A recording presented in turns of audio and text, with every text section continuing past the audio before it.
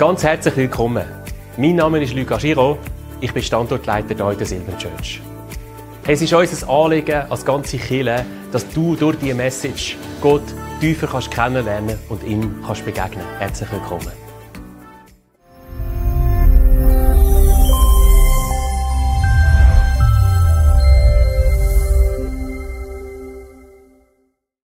Mit in dieser Serie, was wird Jesus tun?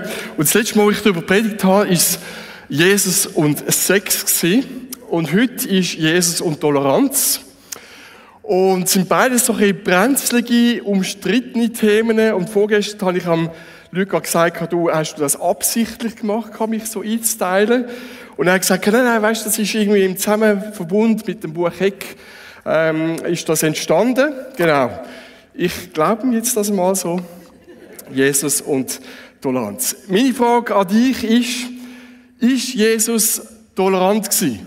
Wer würde sagen, Jesus war tolerant gewesen? Okay. Wer würde sagen, Jesus ist nicht tolerant gewesen? Ja, etwas so fast 50-50, hä? Ist ja immer die Frage, was heisst denn Toleranz, oder? Und Jesus war ja ein Freund von den Zöllnern, Prostituierten, Säufer, das haben die Pharisäer gesagt. Und gleichzeitig ist er gerade auf die Frommen los und hat seinen Senkel eingestellt und hat gesagt, ihr seid so verpeilt. Ihr denkt so falsch. Toleranz, das klingt ja total modern, offen und friedlich. Und gleichzeitig ist es das meist missverstandene Wort von der heutigen Zeit. Was versteht die Gesellschaft unter Toleranz? Und jeder darf alles und keiner darf etwas dagegen sagen.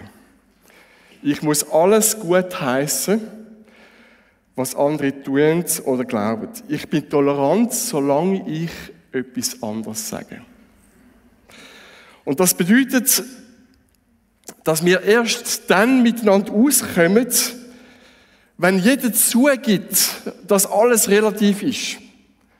Oder Toleranz, das ist das Neue oder einzig Absolute. Oder wir können auch sagen, Toleranz ist das einzige moralisch Absolut, was es noch gibt. Weil, wenn ich sage, ich bin richtig und du bist falsch, dann tun wir ja irgendwo exkludieren, oder? Dann sind wir irgendwo intolerant. Und Toleranz gibt es auch in anderen Lebensbereichen, zum Beispiel in der Technik. Ich habe so ein Gerät mitgenommen, für all die technisch bewandert sind, wissen, was das ist. Ein Mikrometer, der kann auf ein Tausendstel Millimeter messen, oder? Kann ich gar nicht nachmessen, wie viel das ist. Und sobald das Teil nicht in der Toleranz innen ist, dann wird es vorgeschmissen. Und so erleben wir auch Toleranz in der Gesellschaft. Wenn du gleicher Meinung bist, dann ist gut, dann gehörst du zu uns. Aber wenn du etwas anderes glaubst und eine andere Meinung bist, dann wirst du einfach weggeworfen, ausgeschmissen, bist intolerant, gehörst nicht dazu. Toleranz heute ist nur miteinander ausgekommen, wenn jeder zugibt, dass alles relativ ist. Wie fühlt sich das an? So lange tolerant, bis man anderer Meinung ist. Was ist denn die Alternative? Wie hast du das auch schon erlebt, dass jemand so klar überzeugt ist von seinem Standpunkt, von seiner Meinung? Oder wir haben das in der Corona-Zeit. Gerade letztes Jahr hatte ich eine Diskussion über Israel und mir war es unwohl gewesen, weil ich gemerkt habe, ich kann gar nichts dagegen sagen. Ich bin schon von Anfang an falsch, weil ich ein bisschen eine andere Meinung habe. Kennst du das? Wie fühlt sich das an? Fühlt sich irgendwie nicht besser an, wenn ich nicht gleich glaube wie du, oder bin ich auch out? Werde ich auch rausgeschmissen? Werde ich auch ausgegrenzt? Die Welt sagt, wir müssen tolerant sein, solange wir gleich ticken, denken und glauben wie sie. Und die Frage ist, was sagt das Evangelium? Oder im Korintherbrief, wo der Paulus geschrieben hat, bringt Paulus ein Prinzip, das weit über Toleranz ausgeht. wo besser ist als jede Toleranz. Und wir möchten das miteinander anschauen, weil das moderne Wort Toleranz beschreibt sehr gut ein sehr konkretes Problem, das die ersten Christen in Korinth hatten. 1. Korinther 8, 1 bis 13 wird das ganze Problem schön umrissen. Und es fängt mit dem an, was aber das Götzenopferfleisch betrifft. Genau. Und das ist so darum gegangen, oder? In Korinth haben sie das Problem gehabt. Sie haben gesagt, da wird Essen der Gottheiten geopfert. Und dann hat es Leute gehabt, die gesagt haben, du darfst das nicht essen. Das ist falsch. Das ist geweiht. Das ist gesegnet irgendeiner Gottheit.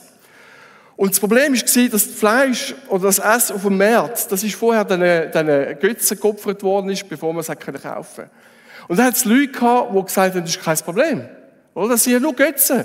Wir wissen, es gibt einen lebendigen Gott. Und da steht dann auch im 1. Korinther 8,4 steht dann, was nun das Essen von Götzenopferfleisch betrifft. So wissen wir, ist doch logisch, dass es keinen Götzen in der Welt gibt und dass kein Gott ist als nur einer. Und jetzt aber auch wieder andere gehabt, die früher noch dieser Gottheiten gewidmet sind, die unter dieser Gefangenschaft von diesen verschiedenen religiösen Praktiken gestanden sind. Und haben gesagt, wir möchten gar nichts zu tun haben mit dem. Oder Jesus hat uns befreit, wir sind neu frei und möchten nichts, aber gar nichts mit diesen Gottheiten zu tun haben. Und darum ist es falsch. Und andere haben gesagt, wir sind so gewohnt am Essen, an dem Essen von dem Fleisch, wo geopfert worden ist, diesen Götzen, diesen Gottheiten, dass wir wieder eingefallen sind, dass sie das gegessen haben aus Gewohnheit. Und im Nachhinein haben sie gemerkt, hey Scheibe, jetzt esse ich das Fleisch, das geopfert worden ist, nicht mit dem lebendigen Gott, sondern irgendeinem Götzen und haben sich total schlecht gefühlt. Haben gefühlt, Jesus, ich habe gesündigt gegen dich.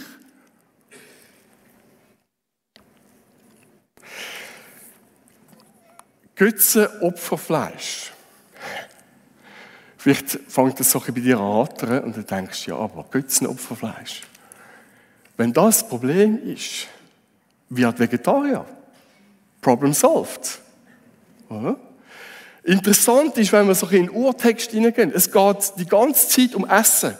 Essen, wo fremde Gottheiten geopfert worden ist. Und nur ganz am Schluss sagt der Paulus, hey, wenn das ein Problem ist, wenn jemand wegen dem, was ich in meiner Freiheit mache, in seinem Glauben ein Problem hat, dann verzichte ich auf Fleisch, sagt er. Dann werde ich halt Vegetarier.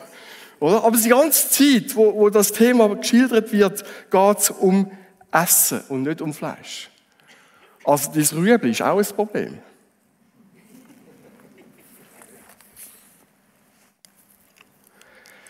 Über den Konflikt, was jetzt richtig ist, bildet sich zwei Gruppen.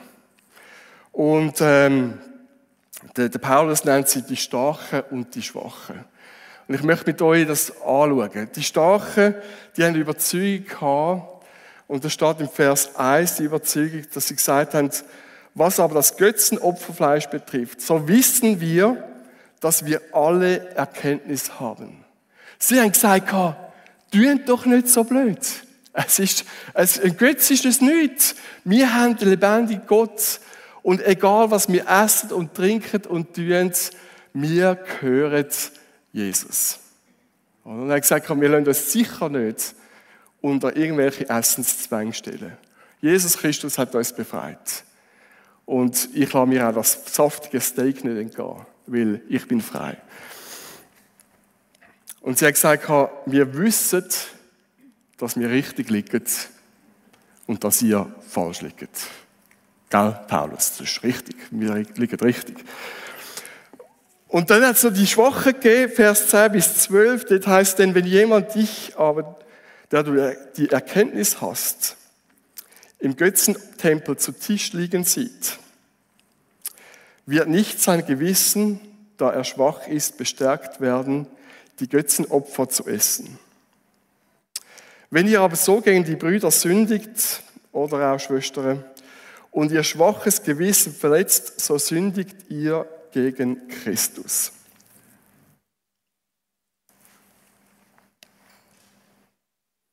Oder heutiger Sprachgebrauch über schlechtes oder schwaches Gewissen würde mir sagen, jemand, der ein schwaches Gewissen hat, der macht, was er will.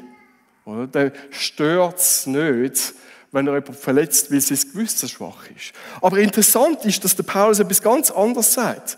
Oder? Er sagt genau das Gegenteil. Und besser übersetzt wäre ein empfindliches Gewissen. Das kann ich nicht essen. Das kann ich nicht schauen. Der Film, den du schaust, das tut mir nicht gut. Das ist mehr ein schlechtes Gewissen. Und ich bin in Mexiko 3 Monate und dort war unter Christen verpönt, Alkohol zu trinken. Weil sie gesagt haben, es ist so ein riesiges Problem, dass Männer all ihr Geld versaufen und die Familie lebt in Armut. Und wir möchten gerne einen Standpunkt setzen, dass wir keinen Alkohol trinken. Und auch wenn jemand zum Glauben kommt und ein Alkoholiker war, ist ganz klar, das ist ein safe place. Da trinken wir keinen Alkohol. Ein Mensch mit einem schwachen Gewissen kann jemand sein, der eben sagt, hey, ich kann den Film nicht schauen, es tut mir nicht gut. Ein Mensch mit einem schwachen Gewissen kann aber auch jemand sein, der so im Perfektionismus ist und sagt, ich muss alles richtig machen. Ich muss es richtig machen. Das ist richtig und das ist falsch. Ein Mensch mit einem schwachen Gewissen kann jemand auch sein, der nicht im Graubereich denkt, sondern schwarz-weiß. Das ist richtig, das ist christlich, das ist nicht christlich. Das hat Gott gern, das hat Gott nicht gern. Jemand mit einem schwachen Gewissen ist vielleicht auch jemand, der so die Zweideutigkeiten nicht gern hat und auch keine Toleranz hat. Der vielleicht auch in einem hohen Maß sich selber bewertet und auch andere bewertet. Oder sind es gute Christen, sind es nicht gute Christen? Und jemand mit einem schwachen Gewissen ist vielleicht auch jemand, der eher ängstlich ist. Mache ich es richtig? Hat Gott Freude an mir? Und was ist jetzt die Antwort von Paulus, der Schwache und der Starke? Und er sagt, die haben es beide nicht begriffen.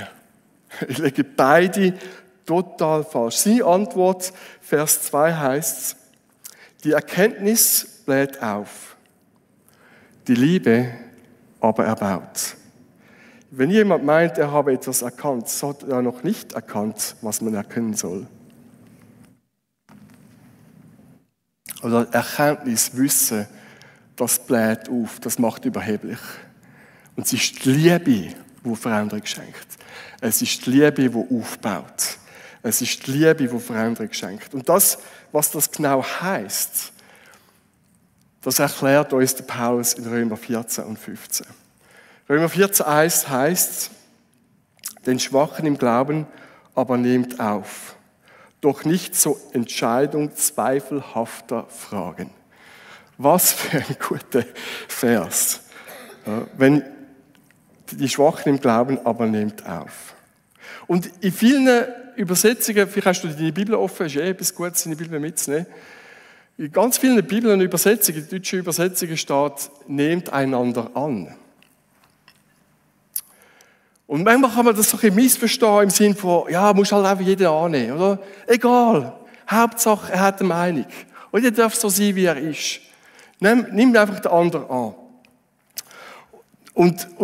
Aber wenn wir genau anschauen, oder? Das klingt so sehr modern, aber wenn wir genau in die Bibel anschauen, geht es nicht um Duldung, oder? Das wäre ein falsches Verständnis, einfach den anderen zu dulden. Sondern die ursprüngliche Bedeutung geht noch viel, viel tiefer. Und besser übersetzt Elberfelder Übersetzung und sagt nicht einfach, nehmt einander an, sondern nehmt einander auf. Das schwingt so Beziehung mit. Es ist nicht einfach nur so einander annehmen. Und das gleiche Wort wie in Römer 14,1 nehmt auf, steht dann auch in Römer 15,7, wo es heißt, deshalb nehmt einander auf, wie auch der Christus euch aufgenommen hat, zu Gottes Herrlichkeit. Und beides ist genau das gleiche Wort. Und beides, und jetzt wird es ein bisschen tief, wir gehen ja, die Bibel ist schon tief, aber wir gehen jetzt noch ein bisschen mehr in die Tiefe rein. Beides steht, nehmt einander auf. Und beides steht, und jetzt die gerne Sprache haben, die werden es lieben, andere vielleicht ein bisschen weniger.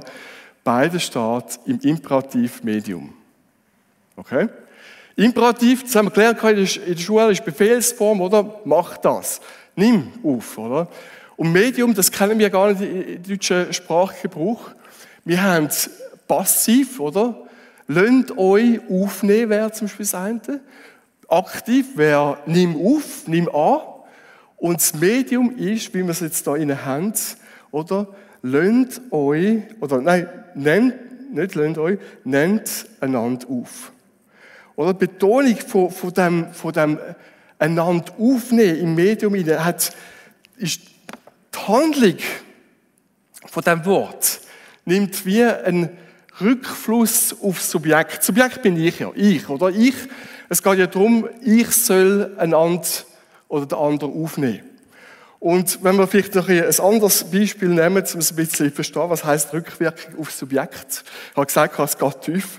Oder? Wenn man zum Beispiel sagt, ich wasche mich, das ist auch eine Art von Medium. Es ist etwas, wo ich tue, aber eine Auswirkung hat auf mich, oder? Ich handle aktiv, aber nicht distanziert. Ich mache etwas, wo eine Rückwirkung hat auf mich, wo einen Einfluss hat auf mein Handeln, auf mein Leben. Und das passt super gut zum Römer 15,7. Ihr merkt, ich bin begeistert. Sind ihr das auch? Ja, oder? Wir lernen etwas Spannendes. Und jetzt steht, in Römer 15,7 steht, deshalb nehmt einander auf, eben das Medium, Imperativ-Medium, wo einen Einfluss hat auf mich, meine Handlung, wie auch der Christus euch aufgenommen hat zur Gottes Herrlichkeit. Und das, was Jesus gemacht hat, ist nicht einfach oberflächlich. Ist nicht einfach so ein, wir nehmen jetzt den Urs auch an, sondern es hat einen tiefen Impact gehabt in sein Leben hinein. Es hat ihn alles gekostet am Kreuz, dass er am Kreuz für unsere Schuld gestorben ist. Es hat einen Einfluss gehabt auf Beziehung. Es ist etwas nicht oberflächliches, sondern persönlich, herzlich, verbindlich.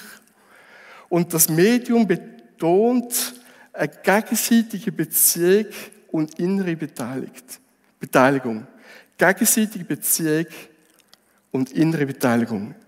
Nennt, und wir können es auch vielleicht anders formulieren, nennt den Schwachen in eurer Mitte auf, als einen, der zu euch gehört. Das ist mehr als einfach annehmen.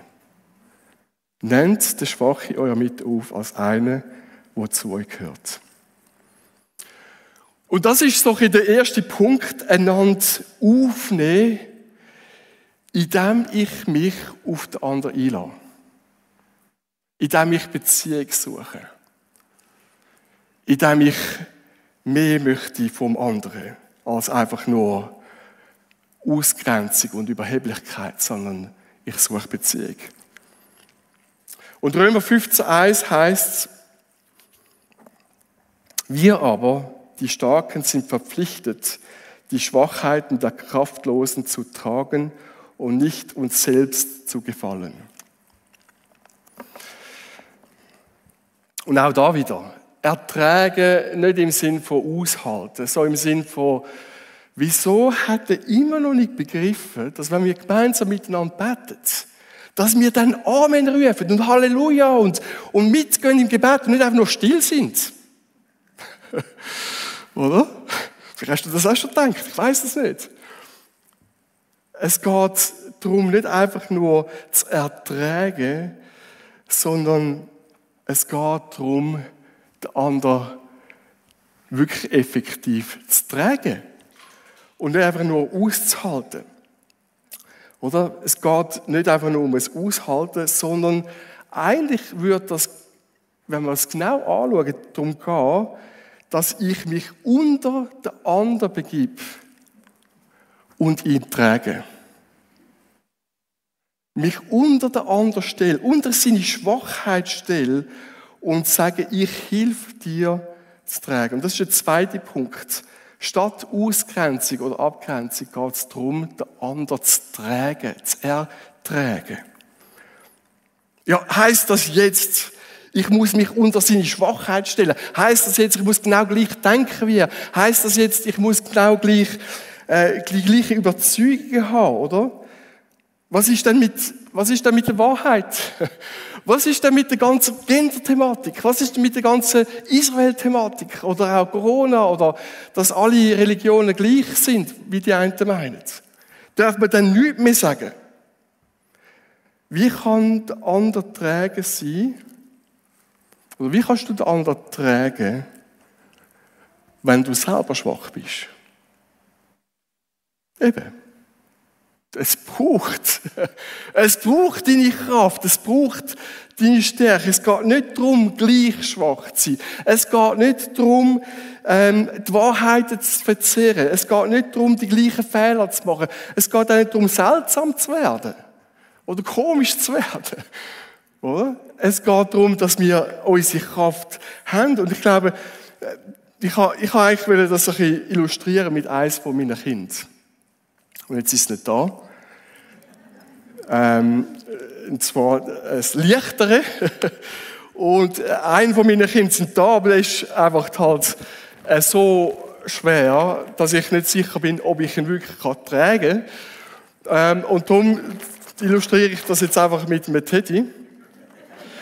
Das ist mein heißgeliebter Teddy, den habe ich bekommen, als ich 10 war. Den gibt es immer noch. Oder? Und es geht wirklich darum, effektiv mich unter den anderen zu stellen. Also das hätte ich jetzt mit meinen Kindern gemacht.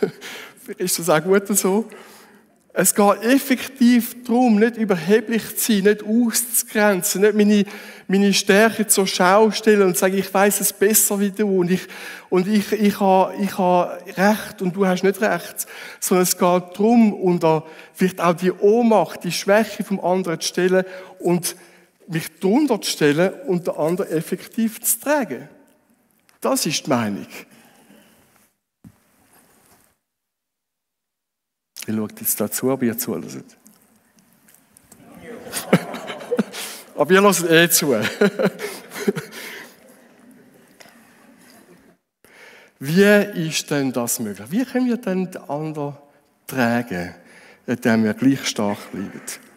Und der erste Punkt ist, es braucht eine inhaltliche Bewertung. Eine inhaltliche, intellektuelle Bewertung, wo ich zum Schluss komme, was meine Meinung ist. Wenn du nicht weißt, was deine Meinung ist und einfach nachmachst, was die anderen machen, dann bist du nicht stark, sondern dann bist du einfach einer, der nachmacht. Oder? Wo steht der andere? Wo ist er vielleicht auch schwach? Wo ist er vielleicht auch unreif? Wo gibt es vielleicht einen Denkfehler? Und ich glaube, eben oft haben wir gar keine eigene Überzeugung, sondern machen einfach irgendetwas. Aber ich glaube, es braucht das, dass ich wie für mich mal überlege, was glaubt denn ich? Was ist denn meine Überzeugung? Und manchmal hilft das auch, wenn mir jemand widerspricht, zu sagen, plappere ich einfach nach? Oder ist es wirklich eine Überzeugung, wo ich so erleben kann, dahinter stehen und sagen, hey, das ist meine Stärke? Und nach dieser inhaltlichen Bewertung, und da geht es nicht darum, zu bewerten von seinem Glauben, von seinem Wert, wer er ist, sondern es geht wirklich nur um den Inhalt. Nach dieser inhaltlichen Bewertung, und ich meine, vielleicht liegt der andere falsch, vielleicht liege auch ich falsch, kommt der zweite Punkt. Und der zweite Punkt ist, statt der Überheblichkeit, dem Ausschluss, der Ausgrenzung, mich persönlich auf die Schwachheit vom anderen einzulassen. Das heisst, nicht gleich zu werden. Oder Römer 15,1 heisst, wir aber, die Starken, sind verpflichtet, die Schwachheiten der Kraftlosen zu tragen und nicht uns selbst zu gefallen. Oder ich suche beim Tragen, suche ich Beziehung vom anderen, indem ich mich auf den anderen einlasse. Und alles tue, um zu verstehen, woher der andere kommt. Was sind seine Überzeugungen? Wie kommt er zu dieser Meinung? Und vielleicht auch, dass ich sage, hey, wo sind vielleicht sogar Vorteile von dieser Überzeugung? Wo bin ich vielleicht sogar falsch? Wo gibt es vielleicht auch einen anderen Sichtwinkel? Wieso kommt er von dieser Seite? Vielleicht hat das auch eine Geschichte. Vielleicht hat das auch einen Zusammenhang mit, wie er zum Glauben gekommen ist. Und dann auch zu überlegen, bin ich bereit, meinen Lebensstil anzupassen? Und ich habe immer wieder auch gesagt, in den Diskussionen mit anderen, ich finde es nicht gut, wie schnell Eltern gehen arbeiten und ihre Kinder in die Kita tun. Und das kann sehr überheblich tönen. Das kann sehr von so oben runter tönen, gerade für jemanden, der alleinerziehend ist. Und viel besser als einfach nur so ein Statement ist zu sagen, wie kann ich die andere Person tragen? Und meine Frau hat dann mal angefangen mit einem Mittagstisch von 2, wo die Mutter alleinerziehend ist, und dann hat man sie arbeiten gehen. Und jetzt haben sie über ein Jahr oder 2 haben sie bei uns essen. Und am Anfang habe ich es nicht so toll gefunden, bis ich verstanden habe, um was es geht. Es geht darum, in unserer Stärke die anderen zu tragen.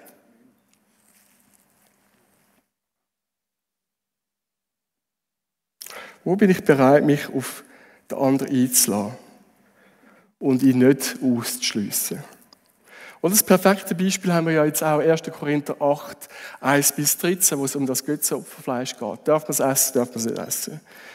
Und eigentlich, wenn man so überlegt, oder, die Starken sagen, hey, ist ja kein Problem. Aber wenn man sich so überlegt, wenn du ein Leben lang an die Götter geglaubt hast, ein Leben lang unter dieser Fuchtel hast du leben, unter dieser Gefangenschaft leben, unter dieser Angst leben, ist es doch nichts als selbstverständlich zu sagen, ich will nichts mit dem zu tun haben. Fahren wir ab mit dem. Alles, was in die Nähe kommt, von irgendwelchen Göttern anbeten, fahr ab. Und man könnte sagen, hey, ich finde es sogar gut, dass du so einen klaren Bruch vollziehst. Auch wenn es vielleicht einen Denkfehler hat. Aber trotzdem, es ist konsequent. Und der Paulus sagt sogar, ich bin sogar bereit, auf mein T-Bone-Steak zu verzichten. Weil ich nicht möchte, dass jemand vom Glauben abkommt, dass jemand ein schlechtes Gewissen hat, dass jemand irgendwo etwas macht, wo ihm nicht gut tut. Und es ist so wichtig, dass wir einen Beziehungsraum schaffen, dass wir sagen, oder Tragen hat mit Nähe zu tun, hat mit Beziehung zu tun. Dass wir sagen, hey, was kann ich alles tun, um dich zu unterstützen? Und manchmal ist Ertragen hat auch etwas zu tun mit Tempo, wie Gott Menschen verändert. Ich mag mich erinnern, in meiner Jugendzeit hat einer Jesus kennengelernt, ist umgekehrt zu ihm und hat teure Autos gehabt, schnelle und teure Autos. Ich habe es geliebt, Rückbank sitzen und massiert werden von einem riesengroßen Bass, den es hinten drin hat. Und jetzt ist niemand gekommen und hat gesagt, jetzt, wo du gläubig bist, verkauf das Auto. Das gehört sich nicht als Christ, dass man teure Autos hat und auch viel Zeit und Geld investiert in schnelle Autos. Niemand gesagt. Und dann haben wir eine Weile, vielleicht sind es auch ein paar Jahre gewesen, ich weiß gar nicht, Kunden und sagt, ich habe mein Auto verkauft. Und dann, wieso? Ist doch so ein schönes Auto. Und dann habe ich gesagt, ja, ich brauche es nicht. Ich habe wie realisiert durch den Geist von Gott, dass ich das nicht brauche, dass ich erfüllt sein mit anderen Sachen. Und ich glaube, wir müssen darauf achten, was ist der Heilige Geist am tun. Nicht nur bei Nichtgläubigen, wo es vielleicht ein bisschen offensichtlicher ist, sondern auch jemand, der mit Jesus unterwegs ist. Was ist dran? Wo geht es darum zu tragen, statt einfach die Meinungen auszutauschen? Vers 8 steht, Speise aber macht uns nicht angenehm vor Gott. Weder sind wir, wenn wir nicht essen, geringer, noch sind wir, wenn wir essen, besser.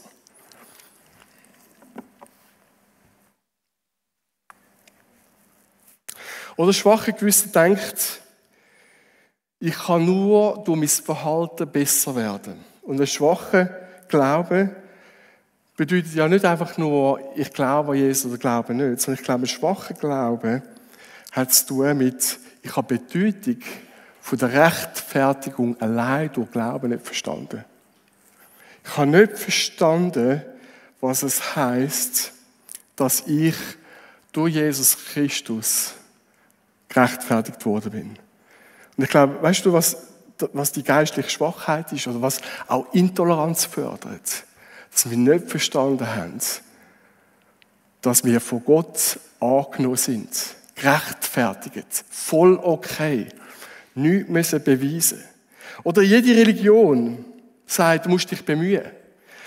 Oder deine Taten, die du tust, die rechtfertigen dich. Du musst in Ordnung sein, dass Gott dich annimmt. Oder Buddhas letzte Worte waren, strebe ohne Unterlass. Gib dir Mühe. Wird besser. Und das Evangelium sagt, dieses gute Verhältnis zu Gott ist unabhängig von deinen Taten. Unabhängig von dem, was du glaubst. Ob du richtig glaubst oder falsch glaubst. Ob du etwas richtig verstanden hast oder nicht. Es ist nicht abhängig von deiner Leistung. Es ist abhängig von der Leistung von Jesus Christus. Andere Religionen, du bist entweder eine gute Person oder eine schlechte Person. Du bist entweder sündig oder heilig. Du bist entweder gut oder schlecht. Du bist entweder moralisch oder unmoralisch. Aber du bist nie beides. Und das Evangelium sagt ganz etwas anderes. Wir sind heilig wegen Jesus. Auch wenn wir immer wieder hingehen und Sachen falsch machen. Gott möchte, dass wir ein moralisches Leben führen. Aber wir sind nicht angenommen wegen dem. Wir sind nicht von ihm geliebt wegen dem. Es ist nicht so, dass er nur sich freut, dich zu sehen, wenn du gut machst, wenn du richtig glaubst, wenn du in der Diskussion die richtigen Argumente geführt hast und nicht gesagt hast, was in der Bibel steht. Nein, angenommen bist du allein, weil er dich liebt, weil er am Kreuz für dich gestorben ist. Und du bist sein Sohn, seine Tochter. Und ich glaube, Gläubige, die das verstanden haben, sind Menschen, die damit rechnen, dass andere besser sind wie sie. Dass andere die besseren Argumente haben. Dass andere vielleicht sogar moralisch besser leben. Dass andere weiser sind. Dass andere einen besseren Lebensstil führen. Du musst dich nicht beweisen. Oder? Weißt du wieso? Weil Gott dich angenommen hat. Du musst nicht lieber freundlicher sein, um errettet zu sein. Und das ist der dritte Punkt, wo ich euch mitgeben möchte. Ich muss nicht besser sein oder Recht haben. Und das schenkt eine extreme auch beziehungsmäßige Toleranz, sage ich jetzt mal. Ich muss nicht im Recht sein. Ich muss nicht mich besser fühlen. Ich muss Diskussion nicht gewinnen. Ich kann mit tiefem Respekt in eine Diskussion eingehen, auch wenn ich es anders sehe. Ich muss nicht die Macht von der Negativbewertung haben, dass ich den anderen abkanzeln kann. Ich muss mich nicht beweisen. Ich muss nicht irgendetwas darstellen. Ich bin bereits angenommen. Und das gibt so eine Befreiung in der Diskussion hinein. Wir sollen Licht und Salz sein. Wir sollen auf Jesus hinweisen. Aber es geht in erster Linie darum, oder Erkenntnis bläht auf. Liebe, das ist das, was aufbaut.